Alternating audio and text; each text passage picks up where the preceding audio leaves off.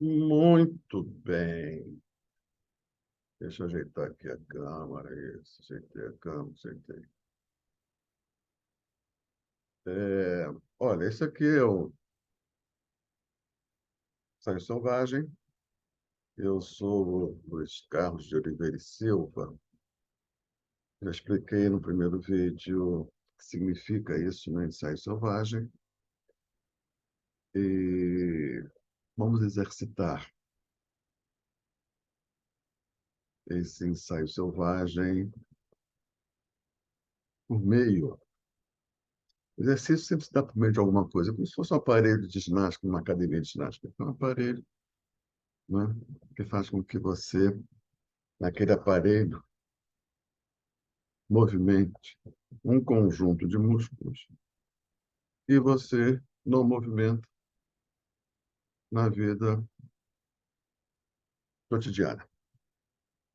Ou seja, existe a academia de ginástica com aqueles diversos aparelhos para compensar a ausência de movimentos da vida sedentária.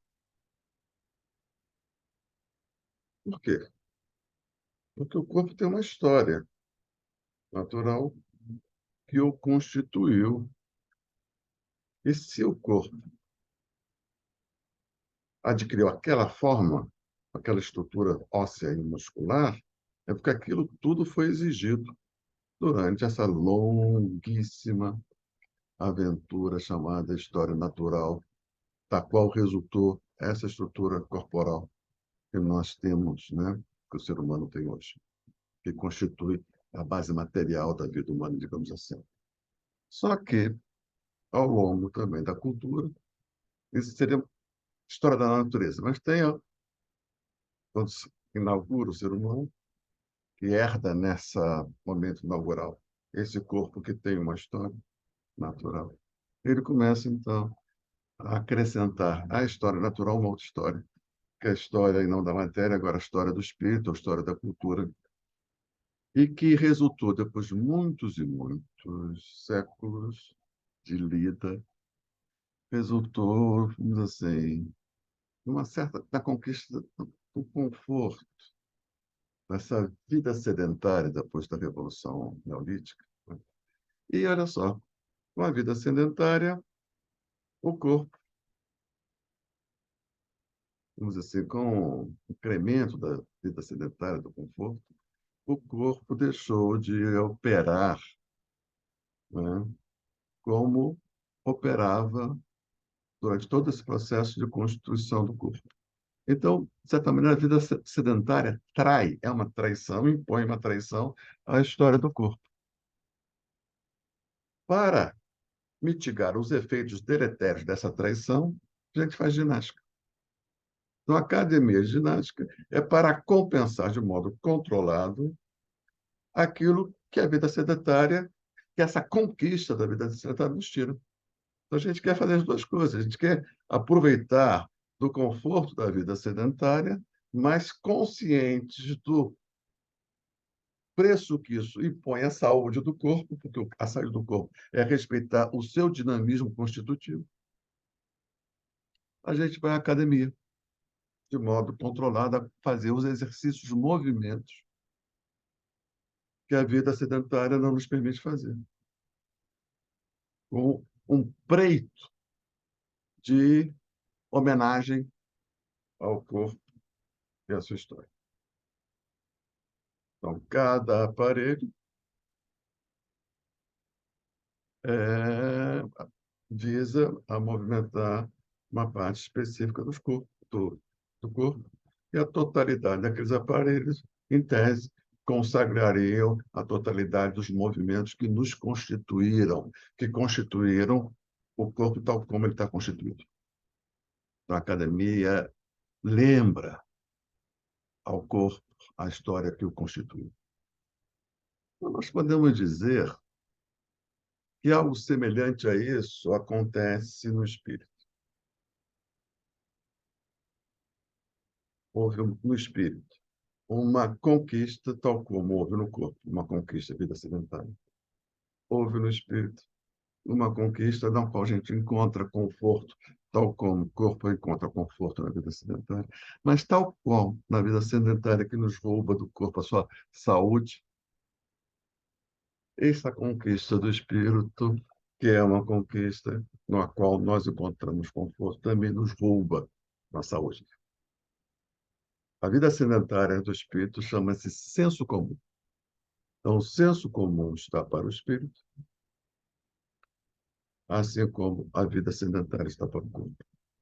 Nós não podemos abrir mão da vida sedentária, que seria um retrocesso para uma situação pré-neolítica, a quem queira, mas talvez não seja o mais indicado. Como a gente não pode abrir mão da conquista que significou o senso comum, mas, tal como acontece no corpo, que a gente vai à academia de ginástica para compensar, sem negar a vida sedentária, para compensar o que a vida sedentária nos tira, nós vamos à filosofia, e não só ela, para compensar, sem querer abrir mão do senso comum, o que o senso comum nos retira. Portanto, a atividade filosófica é uma atividade de exercício. O exercício do pensamento, que para acontecer como o exercício do pensamento, tem que acontecer, junto com esse exercício do pensamento, o exercício da linguagem.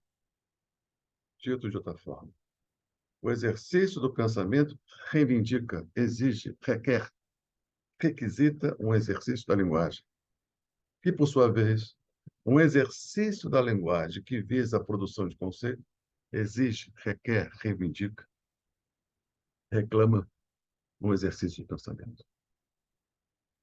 Então, a filosofia, quando ela surge, esse nome significa uma atividade.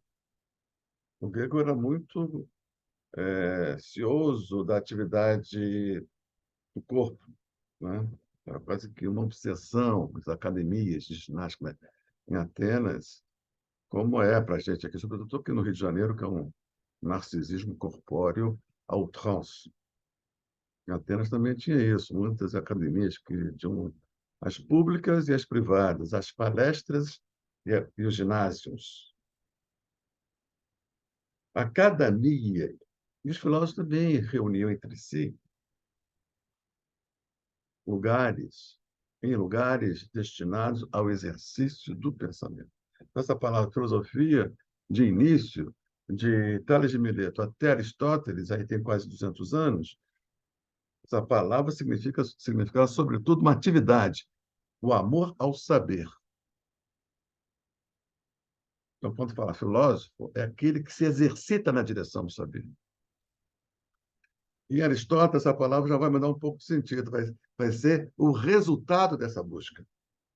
Então, a partir de Aristóteles, a palavra filosofia vai adquirir o sentido que tem hoje, mas não é o sentido originário. A partir de Aristóteles, filosofia é o quê? O resultado da elaboração reflexiva do filósofo.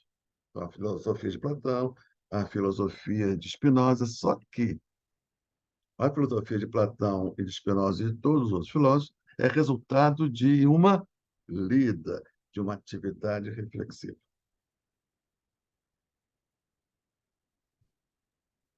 Então, essa atividade reflexiva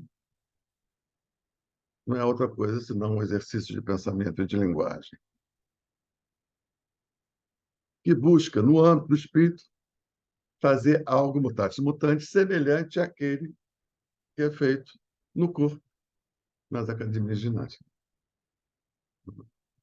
Então, na academia de ginástica, a gente busca o quê? Que o corpo se restabeleça nele mesmo. E, para fazer isso, ele precisa mobilizar-se a si mesmo, porque o corpo é resultado de uma atividade que a vida sedentária nos tira. A filosofia é resultado de uma atividade que o senso comum não permite, no seu âmbito, que aconteça. Mas veja só, tal como o sujeito vai à academia de ginástica e volta para a vida sedentária, que ele não pode ficar na academia a vida toda, porque deixaria de ser saudável ao corpo e passaria, a partir de um certo limite, prejudicial ao corpo. No espírito também, o cara não pode ficar o tempo todo no exercício do pensamento e da linguagem. Ele tem que voltar. Como o corpo volta para a vida sedentária, o pensador volta para a vida, para o senso comum. Que é ali onde há o comércio entre as pessoas. É ali onde acontece a vida real. Acontece uma vida real também na oficina do pensamento. Acontece uma vida real também na academia de ginástica, mas são momentos particulares. O senso comum e a vida sedentária. O senso comum é a vida sedentária do espírito. E a vida sedentária é o senso comum do corpo. Né? Ficamos por aqui, nos vemos em breve.